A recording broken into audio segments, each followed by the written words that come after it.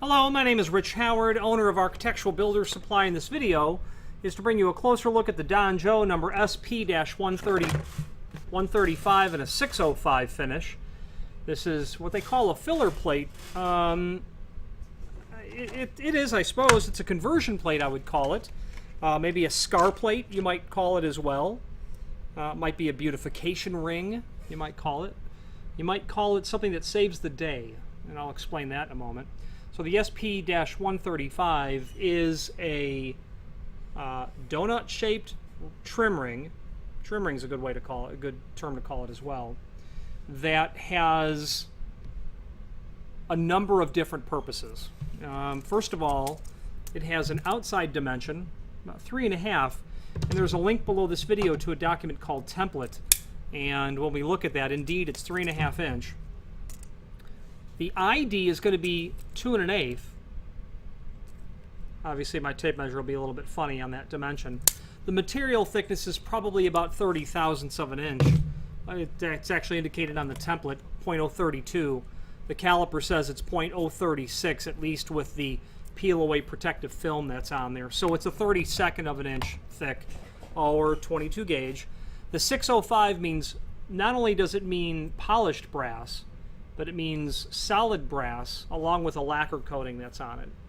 Now, this can be used, as I'd said earlier, for a lot of different things. First of all, I remember being maybe 12 years old and being on a lock job with my dad, and he was installing a deadbolt for a client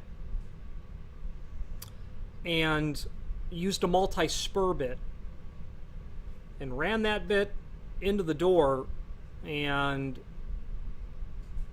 since that day in 1982, maybe, I have not been a fan of multi-spur bits, but it tore out a bit of the veneer. And, oh gosh, he's just, you know, nice old lady, just wants a deadbolt, doesn't want her door damaged. The deadbolt wouldn't cover that tiered out veneer. Well, went back to the shop, we grabbed a couple of these, one in fact, put it underneath the deadbolt. Looks gorgeous. Okay, client thought it looked quite elegant as well. When my dad explained, you know, the drill bit got away from me, etc. Here's how I've corrected it. The lady was thrilled. Anyway, it might be what saves the day. Okay, or another mistake fixing problem. You've got a door that's got an existing hole in it. You come home with the lock. It's a great lock. You spent $100 on the cylinder alone because it's a restricted keyway. To find out the latch bolt is 2 3/4 and your door is prepped at 2 3/8, and the new latch bolt is going to be a lot of money, or it's not available. Well, you can ovalize that hole, use a couple of these, and because of the 3.5 versus 2 1/8, you can just use this to shim it over, and that's the published reason why you would use this. Don Joe says it will allow you to convert 2 3/8 to 2 3/4 and vice versa. You might want it to just beautify the look. You might have changed all the lock sets, and the new ones are like a 1/16 or an 1/8 of an inch smaller in diameter, and now you've got a paint ring around it. You might add these for beautification purposes, things of that nature. So it can be used for a lot of reasons.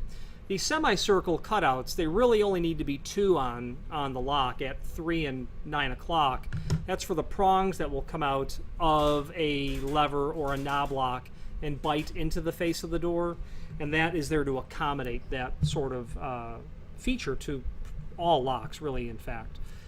This is going to be available in 605 polished brass, 609 antique brass, 612 satin bronze, and 630 stainless steel, and certainly they can powder coat this into a Duranodic finish as well if you needed that. The rest of the extended description down below this video, we have actually in fact exhausted all of that, except to say that there is a DSP version which would give you a smaller inside hole, like if you had an 1.5 inch version of the deadbolt. You might use that. There is also a link below this video to a document called Product Catalog that will allow you to indeed review all of the other plates that would that are available from Don Joe, and they're under what's called accessory hardware. in that catalog, you'll see the SP135 and you'll see the DSP135 for the deadbolt DSP. You will see other conversion plates and remodelers plates that are there, like the mistakes, the modernizing of the look sort of hardware. Obviously, you're dealing with a residential door most likely, so you're going to be looking at other hardware that's appropriate for that. Door guards and door viewers, things of that nature, are also listed there as well. Finally, there's a link below this video to the manufacturer's page where you can pull up not only all of the Danjo products that we sell, but a link to the manufacturer's website, as well as a link to the full product catalog where you can review all of the items that are Danjo, but those subsection catalogs above there allow you to just hit those categories specifically. And what you may notice is that they are a comprehensive manufacturer of all things trim and auxiliary hardware related. I'm partial to Danjo, and it's because they do a good job. Shipping, tech support, customer service, quality of product per dollar spent. Good all-around company. If you have any questions on the Danjo, this is their part number SP-135, and that blemish is just on the peel-away protective film. Or any other Danjo product, please feel free to reach out to us. And thank you.